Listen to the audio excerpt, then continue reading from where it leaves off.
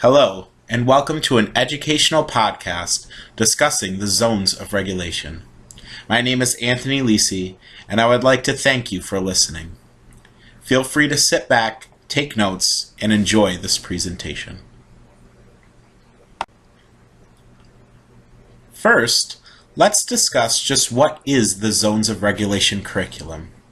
I know that there are many types of zones. Let's see, there's the O zone, the P zone. Of course, there's also the friend zone, something that I'm sure we've all been in at some point. And there are traffic zones. Keep the traffic zones in the back of your mind for now. I know that regulation probably refers to self-regulation, given that in our profession and working with our population, one encounters self-regulation a lot. Let's recall that piece about traffic zones and combine it about what you know about self-regulation. How can the two be related? Take a moment to pause the podcast and just think about that.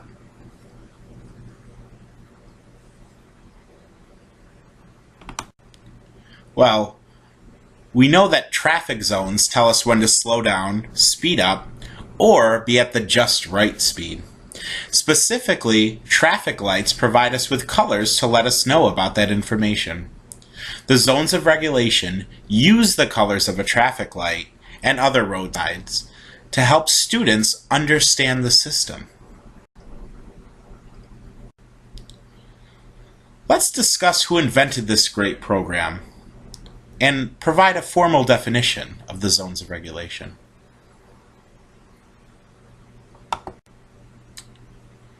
The zones of regulation was a curriculum developed by Leah M. Kuypers with some assistance from acclaimed social thinking figure Marshall Garcia Winner. The zones of regulation is a conceptual framework used to teach students self-regulation. The students are given a way to label their feelings, emotions, and what their bodies are doing. In addition, the children are provided strategies to help them self-regulate.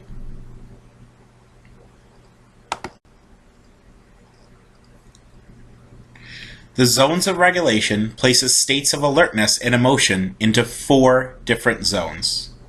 The blue zone, which describes low states of alertness. The green zone, which is used to describe a regulated state of alertness. The yellow zone, which describes a heightened state of alertness. And finally, the red zone, which describes extremely heightened states of alertness. If you remember that traffic light analogy, you can see how the zones tie into those colors.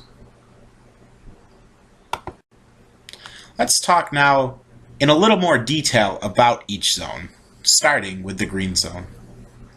If you were in the green zone, you would feel calm, happy, relaxed, focused, and content. This is the ideal zone for both learning and being in the classroom with a safe and regulated body.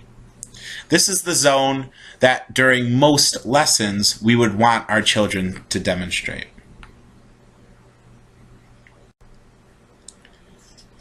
A child in the blue zone would feel sad, sick, tired, or bored. The child's brain and body would feel slow and sluggish. They may be slouched in a chair or have their head down on a table.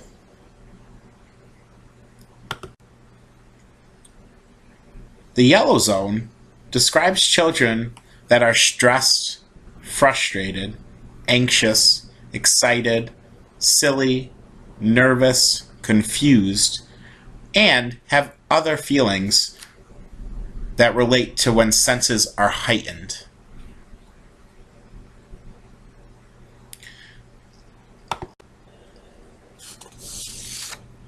A child in the red zone would be experiencing intense feelings such as anger, rage, explosiveness, panic, or terror.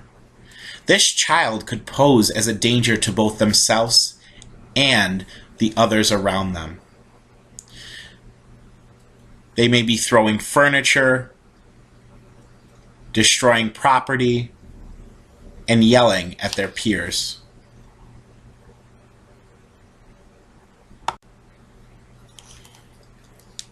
The important thing to remember about this curriculum is that students need to know that one zone is not good and another zone is not bad.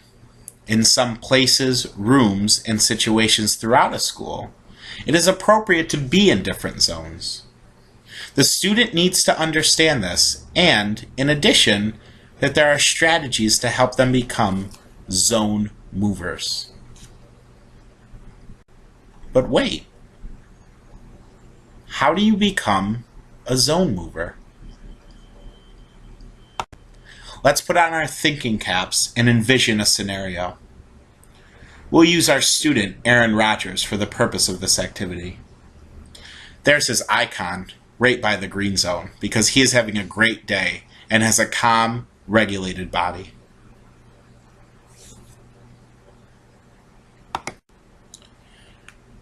When working on a writing assignment, Aaron starts to feel frustrated.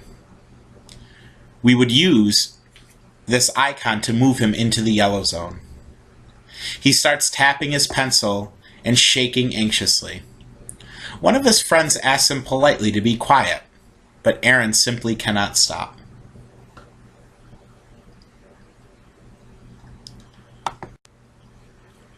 The friend asks again a few seconds later, and Aaron begins to lose control. He breaks the pencil, rips his paper, stands up, and kicks his chair over.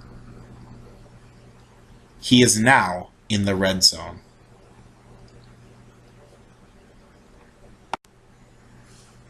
So, how can we help him?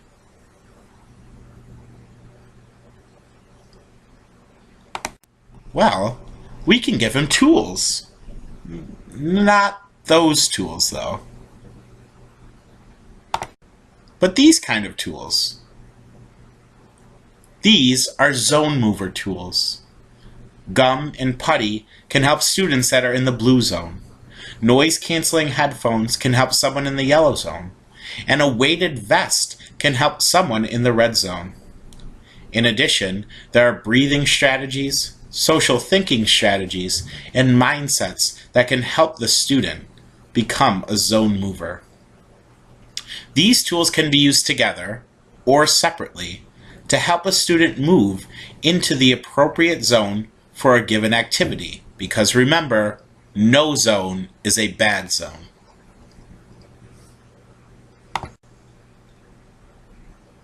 Let's go back to Aaron. Pause the podcast and take a few moments to think about ways to help Aaron move away from the red zone. There can be tools that you think of that are not listed. Just remember, the red zone and where Aaron is an extremely heightened state of mind.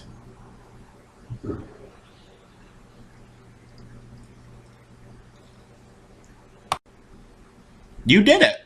The strategy or technique you picked worked, and now Aaron is back in the green zone and ready to start learning again. Great job.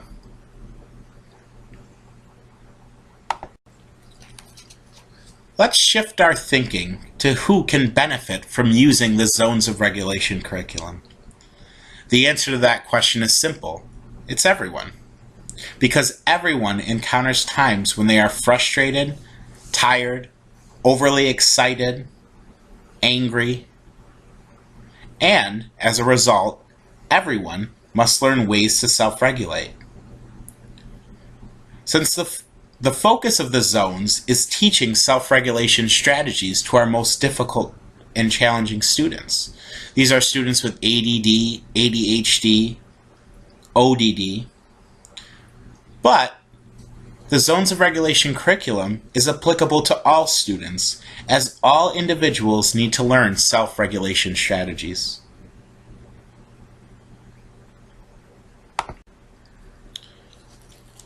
So, in conclusion, the Zones of Regulation is a curriculum designed to teach self-regulation strategies to all students.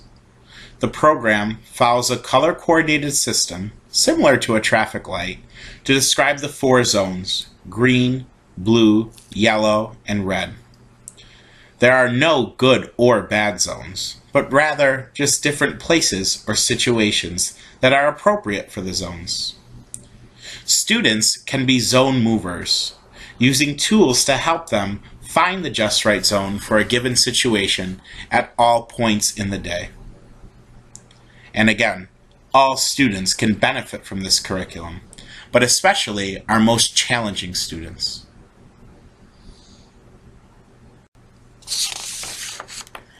I would just like to thank you for taking the time to listen to this podcast. I hope you enjoyed it and that you will go ahead and learn more information about the zones of regulation on your own. Thank you again and have a great day.